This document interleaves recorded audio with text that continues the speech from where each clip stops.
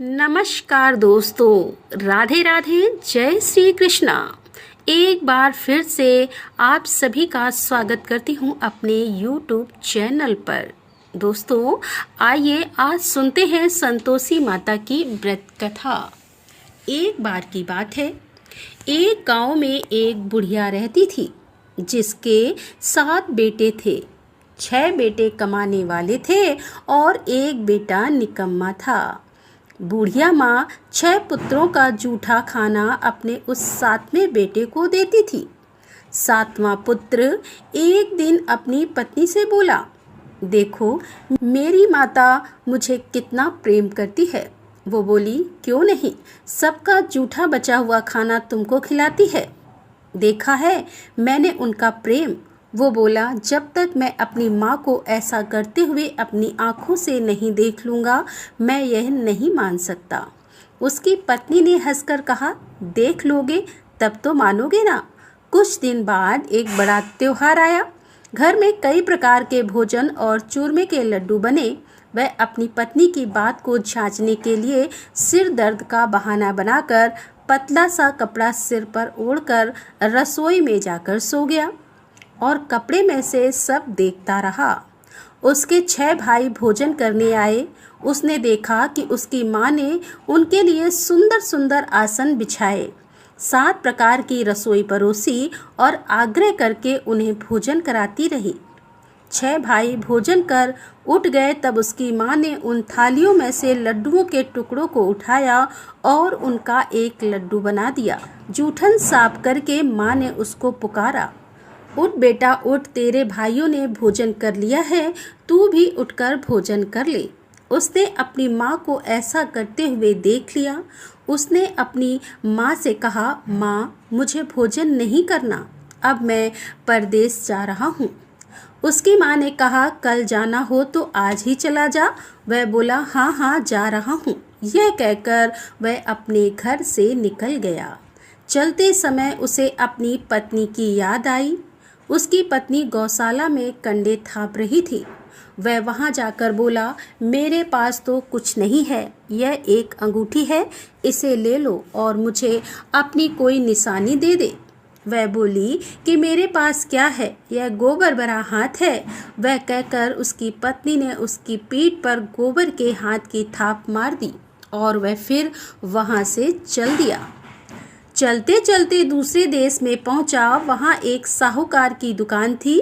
वह वहां जाकर बोला, सेठ जी मुझे नौकरी पर रख लो। साहूकार को भी एक नौकर की सख्त जरूरत थी। साहूकार ने कहा, काम देखकर ही तुझे तनख्वाह मिलेगी। उसने कहा, सेठ जी जैसा आप ठीक समझे, और उसे साहूकार के यहाँ नौकरी मिल गई। वह वहाँ दिन रात काम करने लगा। कुछ दिनों में दुकान का लेन देन, हिसाब किताब, ग्राहकों को माल बेचना, सारा काम उसने संभाल लिया। साहूकार के 7-8 नौकर थे। वह सब यह देखकर चक्कर खाने लगे, लेकिन उसने अपनी लगन, परिश्रम और ईमानदारी से सभी को पीछे छोड़ दिया और उसे अपने किए का फल मिला। सेठ ने भी उसका काम देखा और 3 महीने में ही उसे मुनाफे में साझेदार बना लिया। परिश्रम करते करते 12 साल बीत गए और वह उस नगर का एक नामी सेठ बन गया और सेठ अपना सारा कारोबार उस पर छोड़कर वहां से बाहर चला गया। अब उधर उसकी पत्नी पर क्या बीत रही थी, वह सुनते हैं कि सास ससुर उसे दुख देने लगे। घर का सारा काम करवाकर उसे लकड़ी लेने जंगल भी भेजते थे और इसी बीच घर के आटे में जो भूसी निकलती उसकी रोटी बनाकर रख दी जाती और फूटे नारियल की नरेली में पानी डाल दिया जाता। इस तरह उसे खाना दिया जाता और उसके दिन इसी तरह बीत रहे थे। एक दिन जब वह जंगल में लकड़ी लेने जा रही थी तो उसे रास्ते में बहुत सी स्त्रियां संतोषी माता का व्रत करते हुए दिखाई दी। वो वहां खड़ी होकर पूछने लगी कि बहनों, तुम किस देवी का व्रत कर रही हो और इसे करने से क्या फल मिलता है? इस व्रत को करने की क्या विधि है? यदि तुम अपने इस व्रत का विधान मुझे समझा कर कहोगी तो मैं तुम्हारा बड़ा एहसान मानूंगी। उनमें से एक औरत ने कहा, सुनो, यह संतोषी माता का व्रत है। इसको करने से निर्धनता, दरिद्रता का नाश होता है, लक्ष्मी आती है और मन की चिंताएं दूर होती हैं। मन को प्रसन्नता और शांति मिलती है। निपटी को पुत्र मिलता है। अगर प्रीतम बाहर गया हो तो वह शीघ्र ही लौट आता है। कुंवारी कन्या को मनपसंद वर मिलता है। चलता हुआ मुकदमा खत्म हो जाता है। कलह कलेश खत्म हो जाते हैं और सुख और शांति होती है। घर में धन जमा हो जाता है और धन जायजा का लाभ होता है तथा और भी कुछ मन में कामना हो तो सब संतोषी माँ की कृपा से पूरी हो जाती है। इसमें कोई संदेह नहीं है।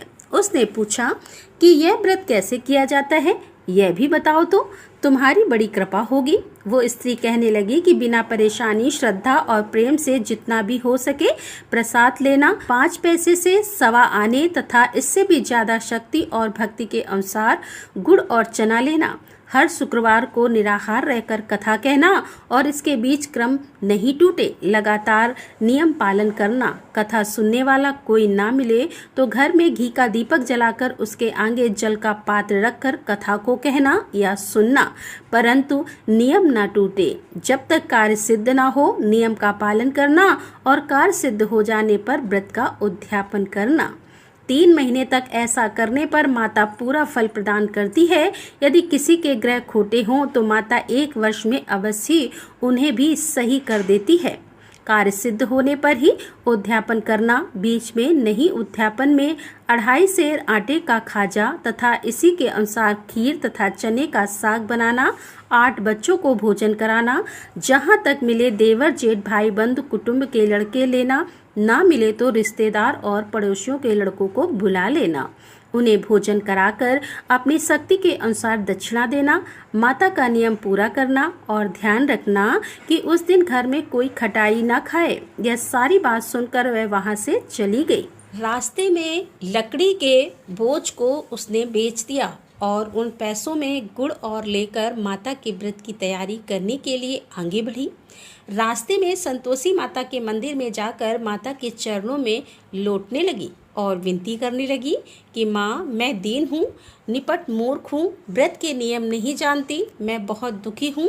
हे माता, मेरे दुख को दूर कर, मैं तेरी शरण में आई हूँ। माता रानी को उस पर दया आ गई। एक शुक्रवार बीता कि दूसरे शुक्रवार को ही उसके पति का पत्र आया और तीसरे शुक्रवार को उसका भेजा हुआ पैसा भी आ गया। यह देखकर उसकी जेठानी सब मुंह सिकोड़ने लगी। इतने दिनों बाद इतना पैसा कहाँ से आया? उनके लड़के ताने देने लगे।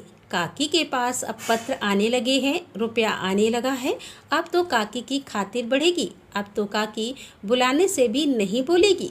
बेचारी सरलता से कहती, भैया पत्र आए, रुपया आया तो हम सबके लिए ही अच्छा है। ऐसा कहकर आंखों में आंसू भरकर संतोषी माता के मंदिर में जाकर वो रोने लगी। माँ, मैंने तुमसे पैसा नहीं मांगा, मुझे पैसों का क्या काम, मुझे तो अपने सुहाग से काम है, मैं तो अपने स्वामी के दर्शन और सेवा मांगती हूँ।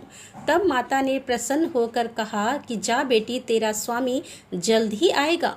यह सुनकर वह खुशी से बावली होकर घर आकर काम करने लगी।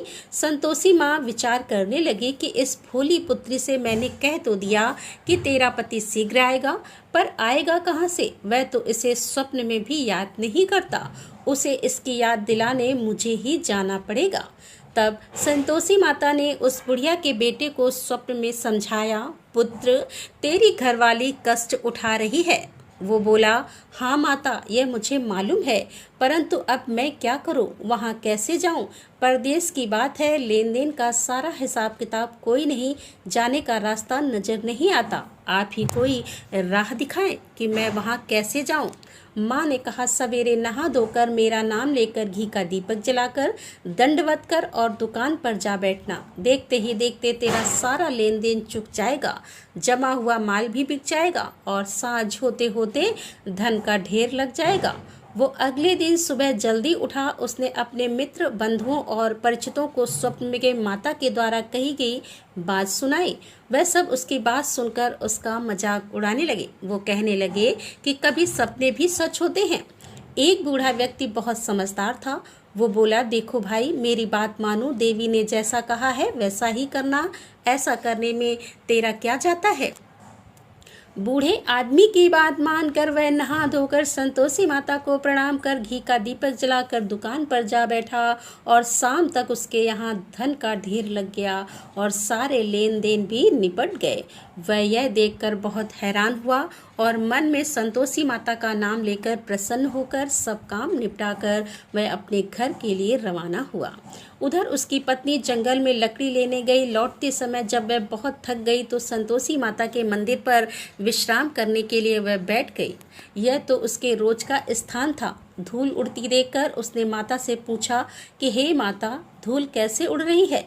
माता ने कहा, हे पुत्री, तेरा पति आ रहा है। अब तू ऐसा कर, इन लकड़ियों के 3 बोझ बना, एक नदी के किनारे रख दे, दूसरा मेरे मंदिर पर और तीसरा अपने सर पर रख ले। तेरे पति को लकड़ी का गट्ठर देखकर तुमसे मोह पैदा हो जाएगा।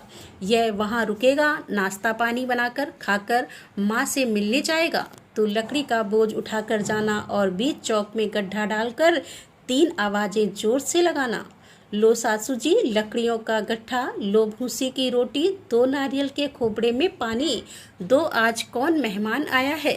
संतोषी माता की बात सुनकर वह बोली, बहुत अच्छा माँ।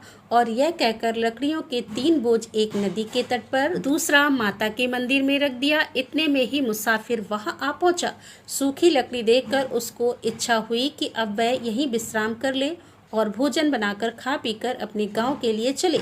इस प्रकार वह अपने गांव में आ गया। उसी समय बहू सिर पर लकड़ी का गट्ठा ले आई और उस गट्ठा को आंगन में डालकर जोर से 3 आवाजें दी। लो सासू जी, लकड़ी का गट्ठा लो, रोटी दो, नारियल के खोपड़े में पानी दो, आज कौन मेहमान आया है। यह सुनकर सास ने अपने दिए हुए कष्टों को भुलाने के लिए बहू से कहा, बहू तू ऐसा क्यों कहती है, तेरा मालिक ही तो आया है। बैठ, मीठा मट्ठा भात खाकर कपड़े गहने पहन ले। पत्नी की आवाज सुनकर उसका स्वामी बाहर आ गया। उसके हाथ में पहनी अंगूठी देखकर वह व्याकुल हो गया। उसने माँ से पूछा, माँ यह कौन है। उसकी माँ बोली, बेटा यह तेरी पत्नी है।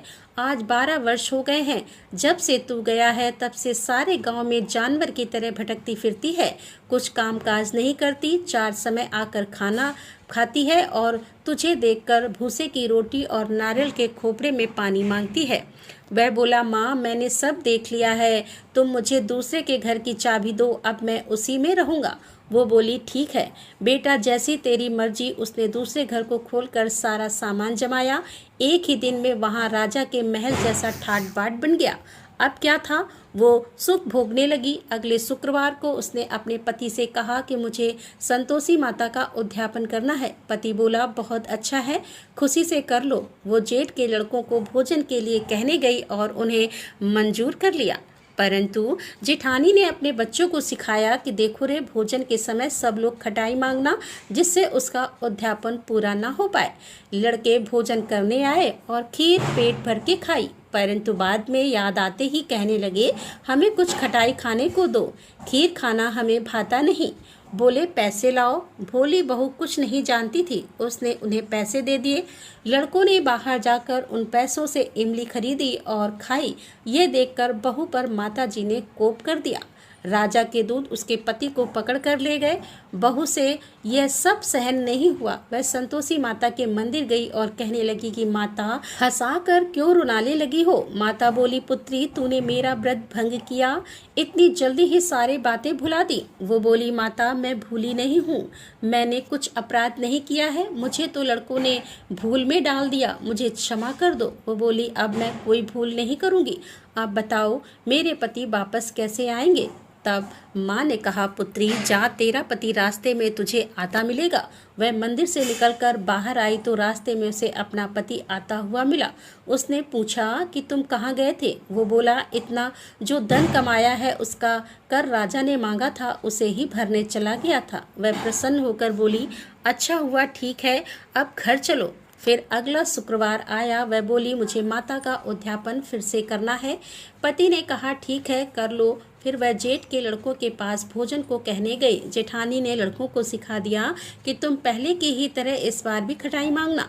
लड़के भोजन करने बैठे, लेकिन भोजन करने से पहले ही कहने लगे, हमें खीर पूरी नहीं भाती, इसे खाने से हमारा जी बिगड़ता है, कुछ खटाई खाने के लिए दो। वह बोली, खटाई तो तुम्हें खाने को नहीं मिलेगी, अगर यह खाना खाना है तो खाओ, नहीं तो जाओ। उनके चले जाने पर उसने ब्राह्मण के लड़कों को बुलाकर भोजन करवाया और दक्षिणा की जगह उन्हें एक एक फल दिया।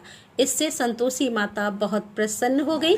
माता की कृपा से 9 महीने के बाद उसको चंद्रमा के समान एक सुंदर पुत्र प्राप्त हुआ। पुत्र को लेकर वह प्रतिदिन संतोषी माता के मंदिर जाने लगी। माँ ने सोचा कि वह रोज आती है, क्यों ना आज मैं ही इसके घर चलूं, इसका आसरा देखूं तो सही कि यह कहाँ रहती है। यह विचार कर माता ने एक भयानक रूप बनाया। गुड़ और चने से सना हुआ मुंह, ऊपर से मोटे मोटे ओंठ जिन पर मक्खियां भिनभिना रही थी। जैसे ही माँ ने दहलीज पर पैर रखा, उन्हें देखते ही उसकी सास चिल्लाई, देखो रे, कोई चुड़ैल डाइन आ रही है, लड़कों इसे भगाओ, नहीं तो यह हम सबको खा जाएगी। बहू ने रोशनदान से देख लिया और वह वहीं से प्रसन्न हो उठी। आज मेरी माता मेरे घर आई हैं, यह कहकर वह खड़ी हुई और दूध पीते बच्चे को गोद से उतार दिया। इस पर उसकी सास क्रोध में भरकर बोली, अरे इसे देखकर कैसे उतावली हो रही है, जो बच्चे को भी पटक दिया। इतने में माता के प्रताप से जहाँ देखो वहाँ लड़के ही नजर आने लगे। वह बोली, माँ मैं जिनका व्रत करती हूँ यह वही संतोषी माता है। इतना कहकर उसने अपने घर के सारे किवाड़ खोल दिए। सबने माता के चरण पकड़ लिए और विनती करके कहने लगे कि हे माता, हम मूर्ख हैं, अज्ञानी हैं, तुम्हारे व्रत की विधि हम नहीं जानते, तुम्हारा व्रत भंग कर हमने बहुत बड़ा अपराध किया है। हे माता, आप हमारे अपराधों को क्षमा करो। इस प्रकार कहने पर संतोषी माता प्रसन्न हो गई। इसके बाद उसकी सास कहने लगी कि हे संतोषी माता, आपने बहू को जैसा फल दिया वैसा सबको देना। जो यह कथा सुने या पढ़े उसका सभी मनोरथ पूर्ण हो। जय संतोषी माता की। तो दोस्तों, यह थी संतोषी माता के व्रत की कथा। आपको यह कथा कैसी लगी कमेंट करके ज़रूर बताएं। साथ ही मेरे चैनल को सब्सक्राइब करना ना भूलें। राधे राधे, जय श्री कृष्णा, हर हर महादेव, जय भोलेनाथ की।